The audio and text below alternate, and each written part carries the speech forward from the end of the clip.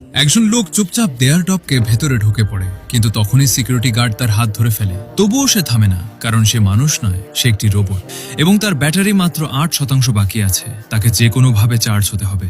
ভাগ্যক্রমে কাছেই একটি ইলেকট্রিক কার শোরুম ছিল।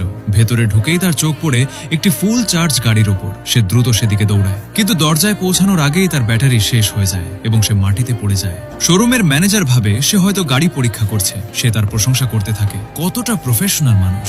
কোনো উত্তর না পেয়ে তাকে তুলে গাড়ির ভেতরে বসিয়ে ফিচার বোঝাতে শুরু করে। এদিকে রোবট চুপচাপ একটি চার্জিং কেবল বের করে গাড়ির চার্জিং পোর্টে লাগিয়ে দেয়। বিদ্যুৎ ঢুকতেই তার মুখে স্বস্তি ফুটে ওঠে, কিন্তু হঠাৎ গাড়িটি বন্ধ হয়ে যায়। ম্যানেজার অবাক হয়ে ভাবে হয়তো গাড়িটি চার্জ ছিল না। সে তাকে আরেকটি গাড়ির কাছে নিয়ে যায় এবং রোবট আবার একই কাজ করে। একে একে অনেক গাড়ির ব্যাটারি ফাঁকা হয়ে যায়। শেষ পর্যন্ত নিজেকে পুরো চার্জ করে রোবট দ্রুত সেখান থেকে পালিয়ে যায়, আর ম্যানেজার হতবাক হয়ে দাঁড়িয়ে থাকে। এরপর রোবট সেই ছেলেটিকে খুঁজতে থাকে, যার কাছে তার কোর রয়েছে। ছেলেটি সেটি ফেরত দিতে যাচ্ছিল, কিন্তু হঠাৎ বৃষ্টি শুরু হয়। রোবটটি ওয়াটারপ্রুফ নয়, সে মাটিতে পড়ে শর্ট সার্কিট হতে থাকে। ছেলেটি দৌড়ে এসে তখন বুঝতে পারে সে মানুষ নয়, একটি মেশিন। কিন্তু তার শক্তি দেখে ছেলেটির মন বদলে যায়। সে বলে যদি রোবট তার সাথে একটি ফেস্টিভ্যালে যায় তবেই সে কোডটি ফেরত দেবে। ফেস্টিভ্যালে রোবটকে চ্যালেঞ্জ করা হয়। এক ব্যক্তি 3 পয়েন্ট শট মারে, সবাই হাততালি দেয়। কিন্তু রোবট একসাথে অনেকগুলো বল তুলে সহজেই ছুড়ে দেয় এবং প্রতিটি বল সরাসরি বাস্কেটে ঢুকে যায়।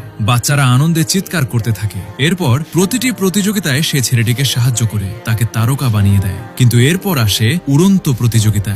ছেলেটির প্লেন নষ্ট হয়ে যায়। সে হতাশ হয়ে সমুদ্রের ধারে গিয়ে একা ঠিক করতে থাকে। হঠাৎ সে পানিতে পড়ে যায়। সে সাঁতার জানে না। তখন রোবট তার দিকে দৌড়ায়। সিস্টেম সতর্ক করে পানি গেলে শর্ট সার্কিট হতে পারে। তবুও রোবট নিজের সেফটি চিপ খুলে ফেলে এবং ছেলেটিকে বাঁচায়। কিন্তু এখন তার হাতে খুব কম সময় বাকি। শর্ট সার্কিট হওয়ার আগে তাকে নিজের সময়ে ফিরে যেতে হবে। ছেলেটি বাধ্য হয়ে সেফটি চিপ আবার লাগিয়ে দেয় এবং দুজন নীরবে একে অপরের দিকে তাকিয়ে থাকে।